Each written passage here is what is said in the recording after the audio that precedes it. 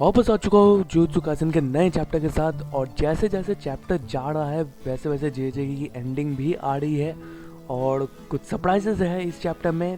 तो और के को पुल ऑफ भी करना है 5 चैप्टर्स में पूरी एंडिंग। तो देखते हैं क्या होता है इस चैप्टर में। तो चैप्टर की शुरुआत होती है एक फ्लैशबैक के साथ जहाँ पे यूटा और गोजो बॉडी स्वैप करे हैं। फिर से गोजो और यूटा, लेट्स सी क्या होता है। तभी यूटा गोजो से बोलता है कि उसे सुकुना की फाइनल फिंगर दी जाए, जिसे वो रिका को वो फिंगर कंज्यूम करा देगा और वो श्राइन टेक्निक का इस्तेमाल कर पाएगा। पर गोजो मानता नहीं है। गोजो ये बोलता है कि सुकुना की फिंगर से शायद वो उसकी कर्स टेक्निक का इस्तेमाल कर पाए, बट श्राइन कर्स टेक्निक की इन्फो एनालाइज के लिए वो काफ़ी नहीं है। गोजो बोलता है कि सुकुना से हमारा कनेक्शन खो देना बहुत स्मार्ट डिसीजन नहीं है, जो यूटा समझता है। यूटा बोलता है कि उसकी कॉपी कर्स टेक्निक को यूज़ करने के लिए रिका को सब्जेक्ट की बॉडी का एक हिस्सा खाना पड़ेगा। कितना खाना पड़ेगा, कौन सा हिस्सा खाना पड़ेगा, वो सब्जेक्ट पर डिपेंड करता है और वो कितना पावरफुल कर्स टेक्निक है और यूटा कितनी देर उस कर्स टेक्निक का इस्तेमाल करेगा उस पर भी डिपेंड करता है। फॉर एग्जाम्पल, अगर यूटा को कोई स्ट्रॉन्ग कर्स टेक्निक का इस्तेमाल करना है तो उसे उसके सब्जेक्ट का बहुत ही वाइटल बॉडी पार्ट को कंज्यूम करना पड़ेगा। लेकिन अगर ये फेटल पार्ट है तो वो बाइंडिंग वाव से भी कैसे भी करके अपना रिक्वायरमेंट को फुलफिल कर सकता है। यूटा आगे बोलता है कि जब सब्जेक्ट अगर कोई सब्जेक्ट रिवर्स कर्स टेक्निक का इस्तेमाल करके अपनी वही बॉडी पार्ट को रीजन कर देता है जो यूटा ने कंज्यूम किया है, एक्चुअली रिका ने कंज्यूम किया है, तो वो यूजलेस हो जाती है और यूटा का कॉपी टेक्निक पूरी की पूरी यूजलेस हो जाती है और वो फुलफिल नहीं कर पाता है। रिवर्स कर्स टेक्निक जो लोग कर पाते हैं उनके लिए नहीं है भाई। तो यूटा ने पहले भी इनुमाकी और हाना के हाथ भी काटे थे for using their curse technique, obviously हमने देखा भी है। बट फिर मैं पूछती भी है कि क्या यूजी और सुकुना के रेजोनेंस के बारे में यूटा को पता है? क्या उसे पता है कि यूजी एक कर्स टूल है? तो अपना जो यूटा था वो इनुमाकी और हाना के हाथ इसलिए यूज़ कर पाए क्योंकि उन्हें रिवर्स कर्स टेक्निक नहीं आई है। और यूटा ये भी बोलता है कि हाँ, उसे यूजी के बारे में पता है और इसी के वजह से वो लोग प्लान को एग्जीक्यूट करेंगे, पर वो लोग यूजी को कुछ नहीं बताएंगे अभी क्योंकि सुकुना कैन एक्सेस इस मेमोरी। तो मेरी अजम्पशन यही है कि पहले ही प्लान था, बट गोजो सेंसे को क्यों मारा? पहले ही जो करना था कर देते, मेरा तो वही बोलना है। बट देखो, मैं कोई टॉक्सिक फैन नहीं हूँ, बट स्टिल कंडीशंस फिट हो नहीं रही, लेट्स सी।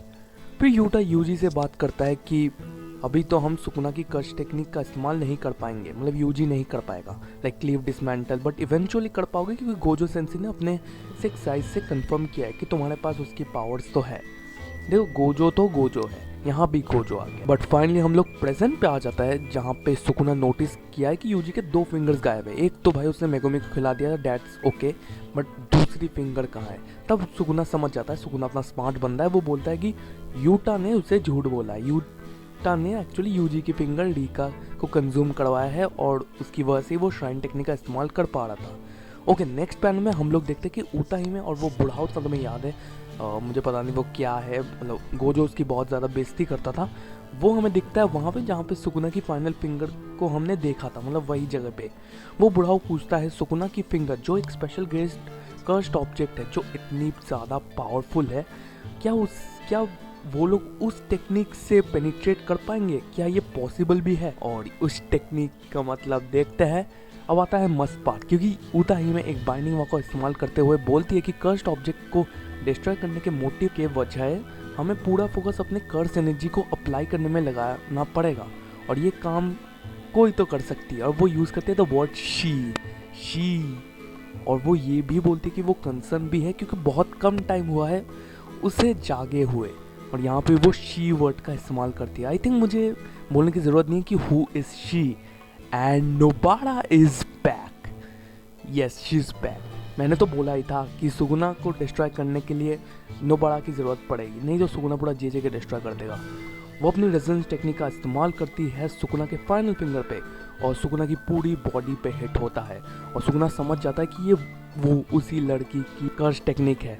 और सुकुना जो अपना डोमेन खोलने वाला था वो डोमेन भी खोल नहीं पा रहा है। यूजी फिर समझ जाता है और रोने भी लग जाता है because Nobara is back. Yuji Sukuna को अब टाइम भी नहीं देता है हील करने के लिए और सीधा उसे एक पंच मार देता है यूजिंग सोल डिसमेंटल।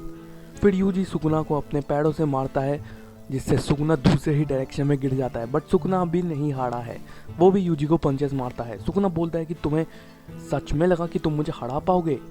सुकुना सोचता है कि यूजी अपनी लिमिट से बहुत आगे निकल गया है, क्योंकि वो अपनी इंजरीज को भी अपने रिवर्स कस्ट टेक्निक से हील नहीं कर पा रहा है और डोमेन बहुत ज़्यादा ही कर्स एनर्जी कंज्यूम करती है। तो शायद यूजी का एंड यहाँ पे हो सकता है, एंड ही इज़ रॉन्ग, क्योंकि सुकुना कंफ्यूज रहता है। जी एक और पंच मारता है और यूजी बोलता है जो हम सब सुनना चाहते हैं, चलो इस एवर साइक्लिंग कर्स को ख़त्म करते हैं।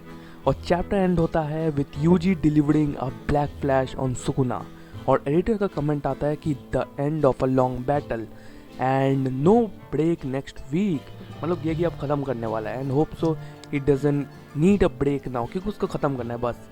एंड तो आज की वीडियो में इतना ही, कुछ ज़्यादा कुछ खींचूंगा नहीं, क्योंकि अब तो थ्योरी वीडियोस बनने वाली है, अब ब्रेक भी नहीं, तो उसके आगे ही मुझे बनानी पड़ेगी कुछ नई वीडियोस। तो मिलते हैं अगली वीडियो में, तब तक के लिए गुड बाय।